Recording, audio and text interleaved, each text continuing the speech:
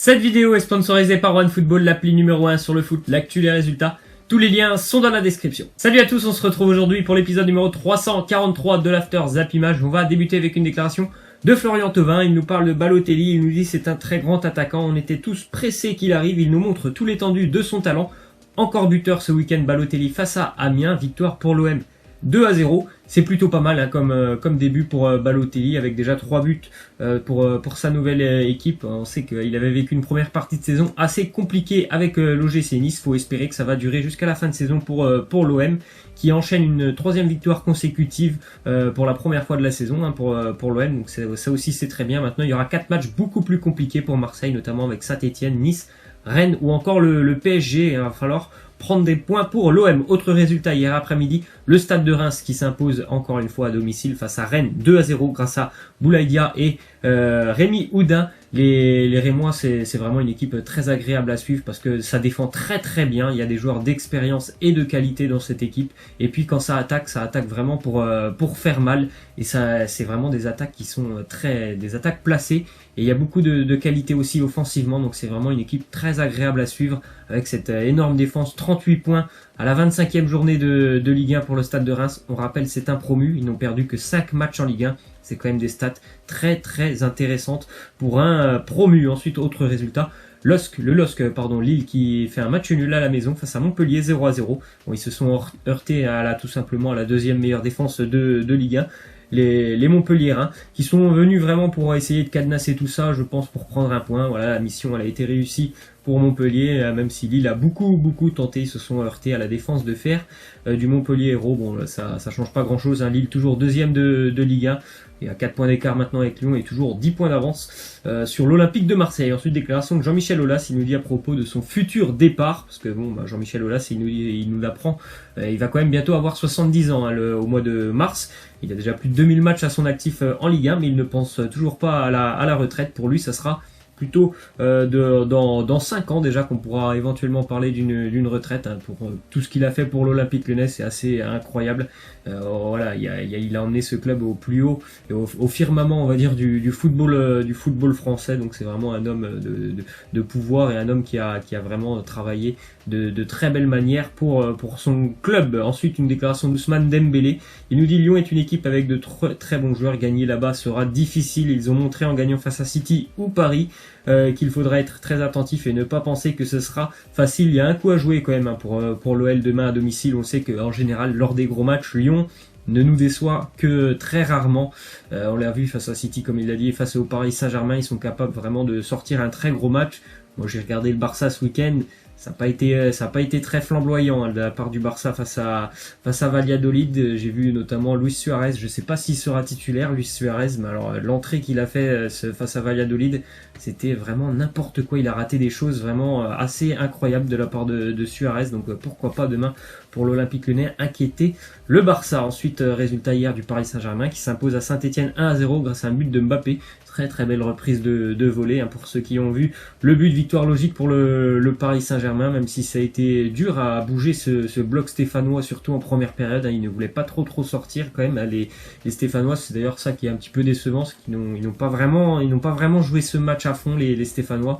Je pense qu'ils auraient pu tenter quand même sur quelques contre-attaques de les pousser un peu plus, mais bon, voilà, c'était certainement l'objectif, c'était de ne pas prendre de but. Ils ont fini par en prendre un, c'est comme ça. Ensuite, déclaration du papa de Neymar sur les joueurs dribbleurs, notamment en Ligue 1. Il nous dit: ce n'est pas la Ligue 1 le problème, c'est l'arbitrage qui doit protéger les joueurs. Si on ne siffle pas les fautes, c'est ça le problème. Bien évidemment, l'arbitre, voilà, doit protéger forcément tous les joueurs, dribbleurs ou pas dribbleurs. Il doit protéger tout le monde, et il est vrai que Neymar subit beaucoup plus de fautes que les autres.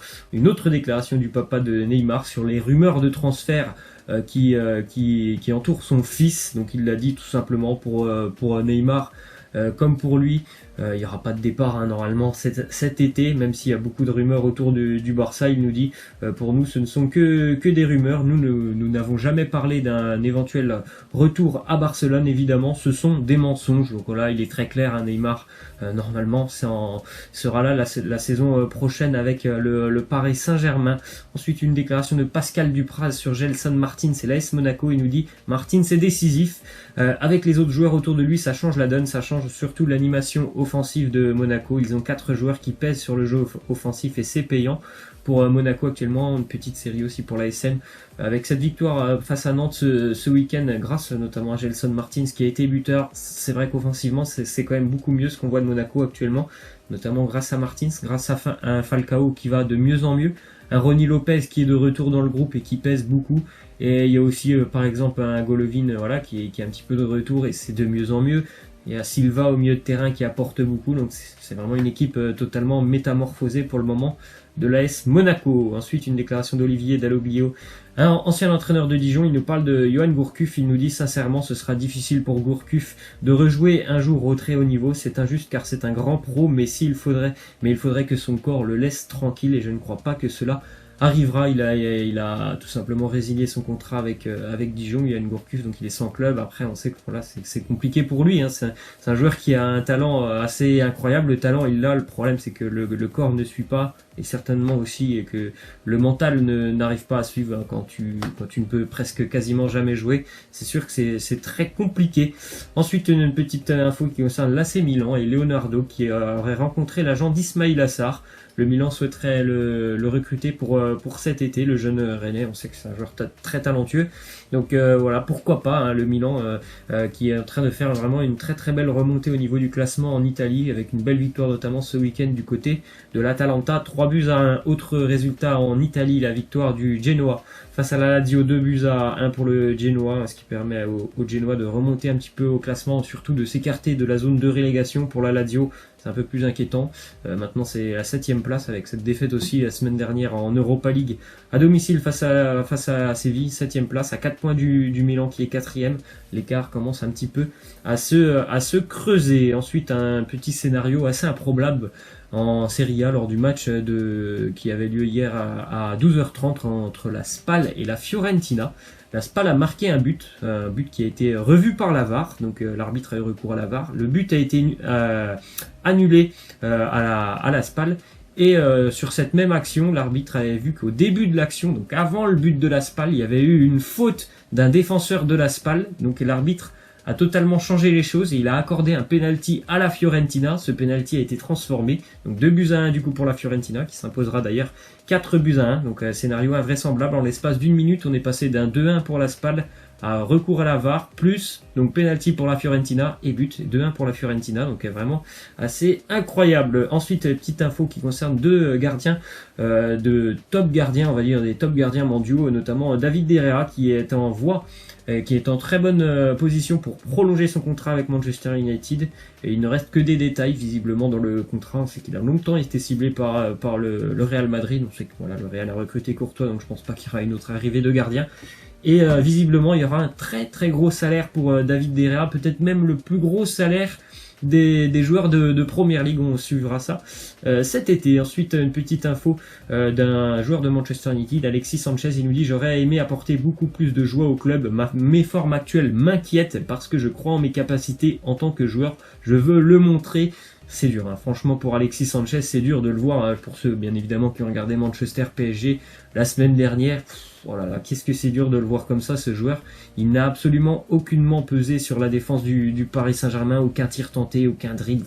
Il y avait presque rien de la part d'Alexis Sanchez, et depuis son arrivée à Manchester United, c'est quand même très très compliqué pour lui. Ensuite, une déclaration de Guardiola, il nous dit: Mahrez est un joueur incroyablement talentueux, mais en ce moment on a 5 attaquants, on est content de lui, mais malheureusement je ne suis pas gentil avec lui, en fait je ne peux pas lui donner les minutes qu'il mérite et j'en suis désolé. C'est dur, hein, pour Mahrez à City. Il n'y a pas beaucoup quand même de temps de jeu, comme le dit Guardiola, mais voilà, l'effectif est tellement riche du côté de Manchester City qu'il faut absolument gagner sa place. Alors même si c'est un joueur extrêmement talentueux, il y en a encore sur le terrain qui font mieux que lui.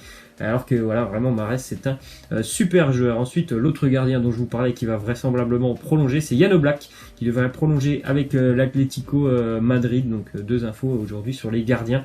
Ce sont deux très très bons gardiens. Un petit résultat aussi en Liga, très important pour Villarreal, cette victoire face à Séville, 3-0. Bon, Séville a eu beaucoup d'occasions, Villarreal a été ultra réaliste, mais c'est important pour Villarreal, hein, puisque pour le moment ils sont toujours relégables. 18e malgré cette victoire. Ensuite, petite déclaration de Robertson. le latéral de Liverpool. Il nous dit « On doit être à plein régime contre le Bayern. Ils ont une si bonne équipe depuis 6 ou 7 ans que nous savons à quel point la tâche sera ardue pour nous. Nous savons que nous pouvons causer des problèmes à toutes les équipes. Le Bayern se déplace à Liverpool pour la Ligue des Champions. Peut-être sans Arjen Robben. En tout cas, on a vu un très bon Kingsley Coman ce week-end face à Augsbourg, double buteur. Donc voilà, ce sera un très très joli match et de très belles affiches quand même cette semaine en Ligue des Champions. Une déclaration de Ribéry sur le Ballon d'Or 2013. Il nous dit « Je n'avais rien à envier à Ronaldo et Messi cette année-là. J'ai tout fait pour l'avoir.